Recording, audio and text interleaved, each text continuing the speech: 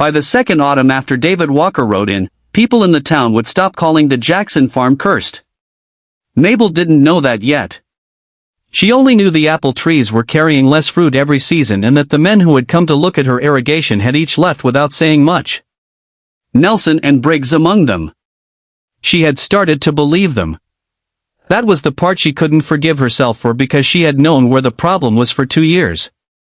She walked the North Line every spring the way Robert had taught her and the way she had improved on what he'd taught her, and she had found it. The section below the second drainage post where the soil stayed wrong too long after rain, where the grade flattened and the water backed instead of moved. The North Line was meant to do both jobs. Carry water in during the dry weeks and carry it off after hard rain. When it failed, the west field drowned first and dried wrong after. She had taken a spade to it twice. Gotten down far enough to confirm something had given way in the line. She could not dig it out alone, could not hold the trench and manage the upstream pressure and relay the pipe by herself, and the money that would have paid someone qualified to do it was the money the failing farm was no longer generating. She had covered it back over both times and gone inside and started supper. The men had come. They had stood where she told them to stand, looked where she told them to look, and said dry season and hard luck and gone home. She had stopped asking. What she had not done was stop knowing. David Walker came into town on a Thursday in late April when the cottonwoods along the creek road were just coming into leaf. He stopped because his horse needed water and he needed a meal, and the saloon was the only building with a light still burning past 8. He took a stool at the far end of the bar and ate without talking to anyone.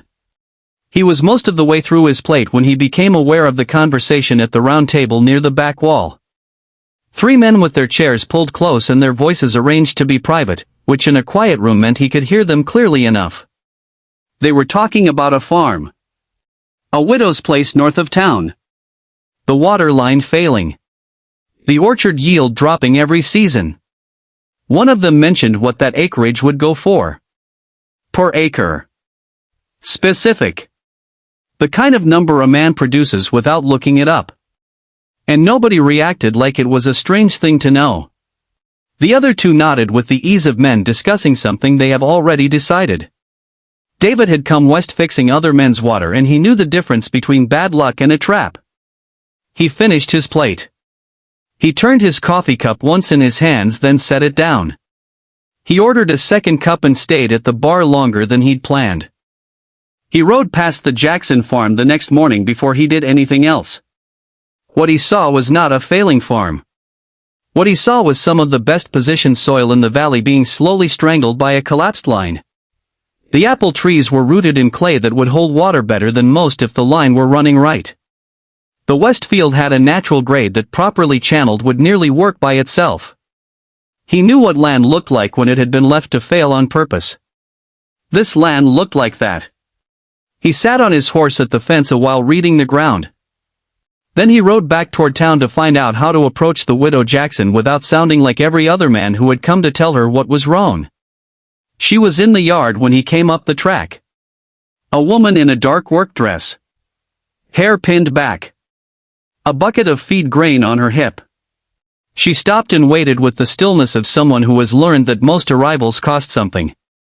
A boy appeared at the porch rail. 12 maybe. With his mother's coloring and the serious face of a child who has been the man of something longer than suited him. David dismounted at the gate and took his hat off. He told her his name and that he had ridden past her land that morning and thought he knew what was wrong with her water line. She set the grain bucket down. Her arms folded. The men I've hired thought they knew too. Below the second drainage post on the North Line. He kept his voice even. The grade flattens there. The line's collapsed. It can't carry water in or off more, and your west field is paying for it both ways. Mabel Jackson looked at him. Not the look of a woman weighing whether to trust a stranger, but the look of someone who has been told something true after a long time of being told things that weren't. That's where I thought it was, she said. It is. She was quiet a moment. What are you asking? He told her he would fix what he'd found. He would sleep in the barn. He would ask nothing else. When the work was done, he'd move on. She looked at him a long time. The boy had come down off the porch steps and was standing beside her now. "All right," she said. She picked up the grain bucket and went back to the chickens. The boy stayed at the gate. "I'm Will." He offered his hand the way a man would. "David." He shook it.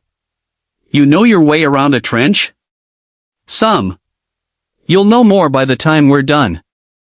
Will held the gate open and David led his horse through. They started on the north line the first week of May, the ground still carrying the cold of a late spring. Mabel came out at first light with 2 cups from the stove and set one on the fence post near him without a word, then went to open the orchard gate. He worked without urgency and without wasted motion. When he opened the trench below the second post and the collapse showed itself exactly where she had said it would be. He crouched over it with both hands in the soil. He looked up at her. "How long have you known?" "2 years." He nodded and went back to the trench. She told him where to open the orchard ground and he followed her direction without question.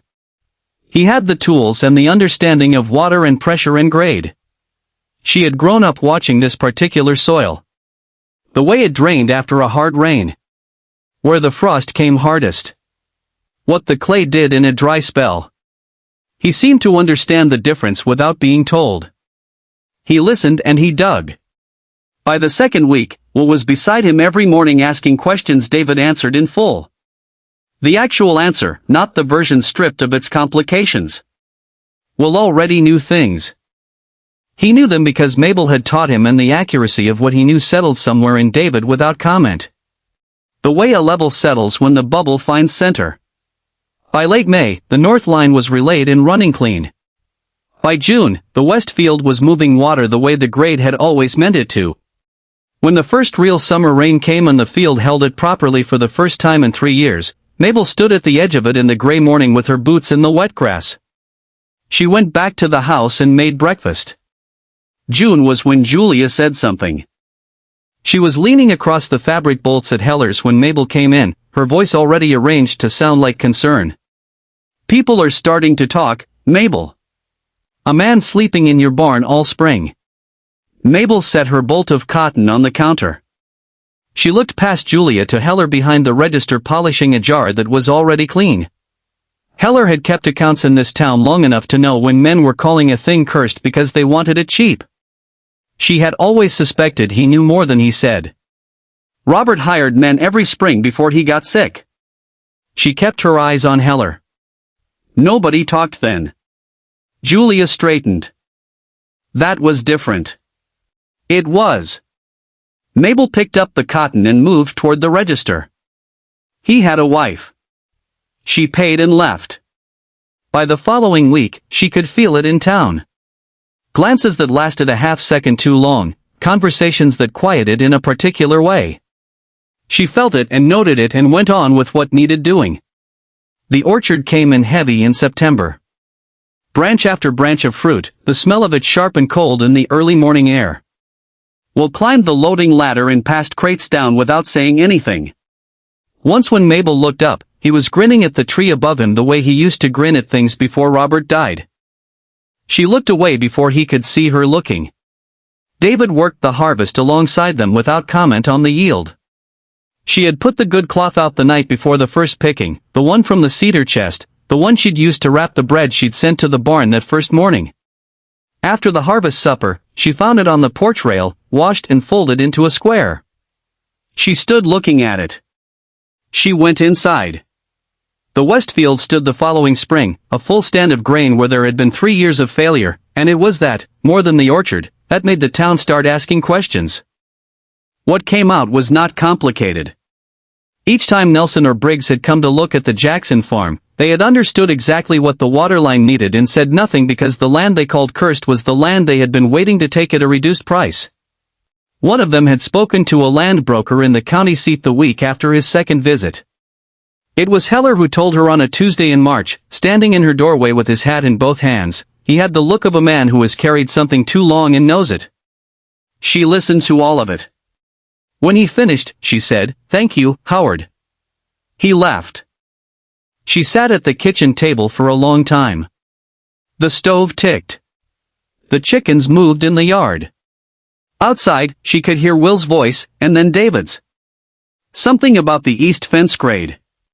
The boy asking and the man answering. And the anger in her chest was clean and cold. Not the anger of surprise. The anger of confirmation, which is different and carries a different weight. She had not been fooled. She had been outmaneuvered. She had waited 3 years for the difference to matter. She found David at the workbench in the barn an hour later fitting a valve to the east branch of the line. She stood in the doorway until he looked up. She told him what Heller had said. He set the valve down. The quiet that followed was different from his usual quiet. Something behind it he was not going to perform. Then he picked the valve back up and turned it in his hands. I heard them in the saloon that first night talking about the acreage price. She looked at him. Then you already knew what they were. I knew what kind of men they were. He set the valve on the bench.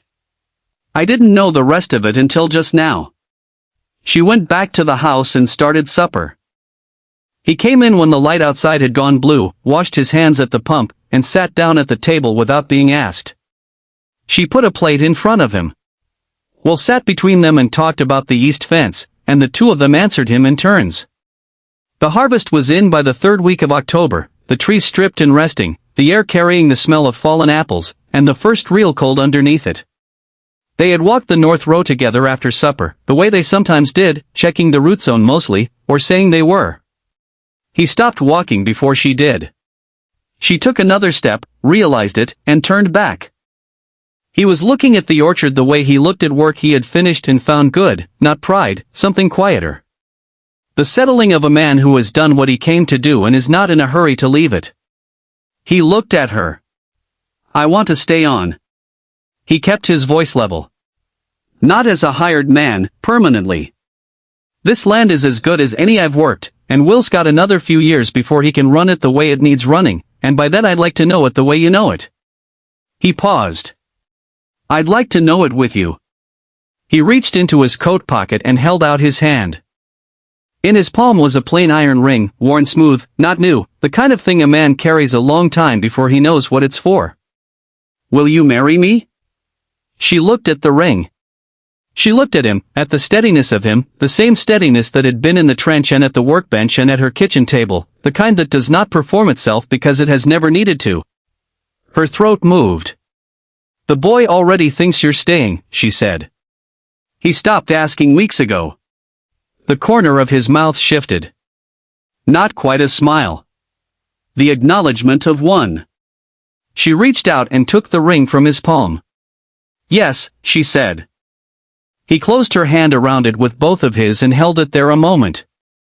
Not long, just long enough. And then let go. They stood in the orchard a little longer and then walked back toward the house through the long October light.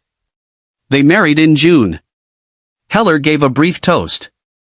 Will stood beside David at the front of the room with his hair combed and his boots polished, and the expression on his face was the one he'd been wearing since October when he'd come in from the orchard and found them already back at the house and not looking at each other too carefully. By the following season the Jackson farm was producing more per acre than most spreads in the valley. Buyers came from 2 counties over for the orchard fruit. The grain went at top price 3 years running. Nelson and Briggs still drove past on their way to market. They did not stop. On a Tuesday morning in late September, Mabel came out to find Will on the porch steps working a stone from his boot sole, the yard loud with birds moving through the orchard. She handed him the cloth-wrapped bread for Heller's order. The good cloth. The one from the cedar chest. She did not save it anymore. He took it, looked at her. He left the second boot alone, stood and headed down the steps. He was already on the road when she turned back to the door. Behind the house, the sound of David at the pump. The long rhythmic clank of it. Water coming up cold from the ground. She went inside and started the morning. And that was the story of Mabel and her son Will. And of the man who rode past their land on a Thursday morning and saw what everyone else had chosen not to see.